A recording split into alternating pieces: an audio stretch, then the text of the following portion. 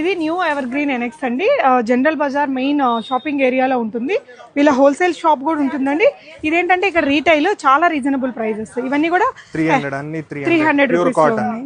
Okay, ఈ designs చూడండి. ఇదే నెక్ ప్యాటర్న్ లో ఇలా మీకు ఒకటి ఓపెన్ చేసి చూపిస్తున్నాను. ఇవ్వండి. సేమ్ 300 లో వర్క్ విత్ పాకెట్ కూడా ఉన్నాయి.